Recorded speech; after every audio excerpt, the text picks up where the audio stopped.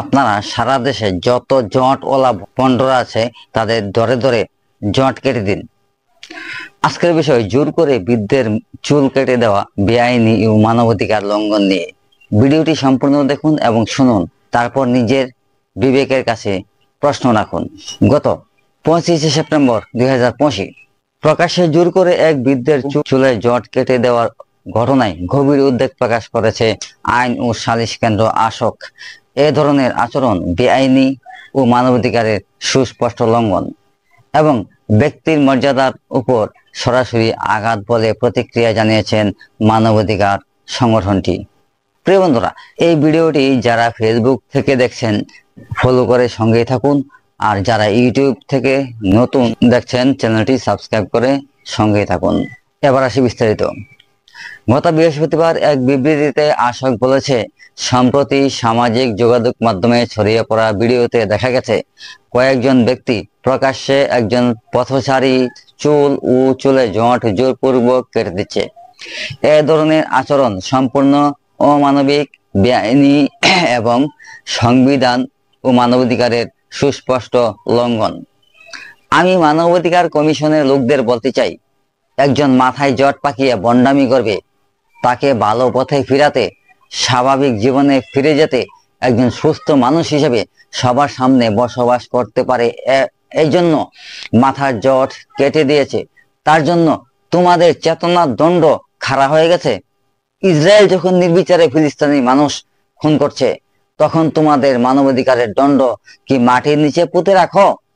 জুলাই গণঅভ্যুত্থানের সময় ফ্যাসিস্ট সরকারের পুলিশ শত শত ছাত্র, শিক্ষক, সাংবাদিক, সাধারণ মানুষ, ছোট্ট ছোট্ট বাচ্চাদের গুলি করে হত্যা করেছে, তখন তোমাদের আইনের দণ্ড কি নোলা হয়ে গেছিল? আমাদের দেশে কিছু বন্ড মিডিয়া রয়েছে, এরা ভালো কিছু প্রচার করতে জানে না, এরা সত্য লুকাতে চেষ্টা করে, এরাও মানবাধিকারের কমিশনের নাম্বার 1 দালাল। প্রিয় বন্ধুরা, এই সালিশি বৈঠকে আশক আরো বলেছে, বাংলাদেশ সংবিধানের 31 নম্বর অনুচ্ছেদ প্রত্যেক নাগরিককে আইনের আশ্রয়ে মর্যাদাপূর্ণ জীবনযাপনের অধিকার দিয়েছে।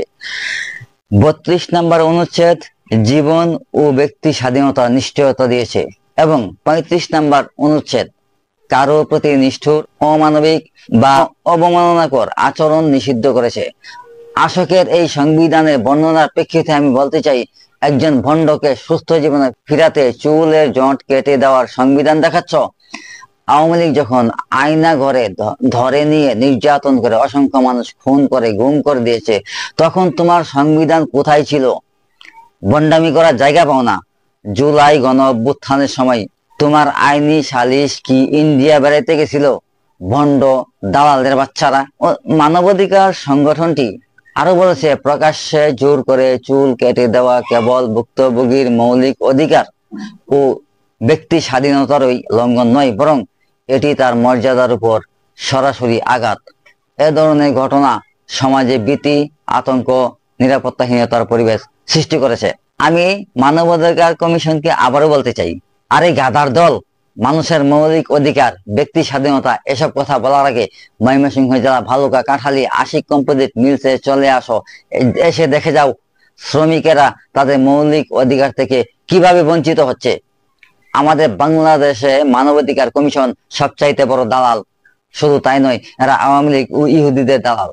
অবশেষে আমি বলছি, যারা দীর্ঘদিন ধরে জটওয়ালা বন্ডদের জট কাটছেন, আপনারা সারা দেশে জটওয়ালা যত আছে ধরে ধরে তাদের জট কেটে দিন। কোন জট বাবা, শিকল বাবার জায়গা বাংলাদেশে হবে না।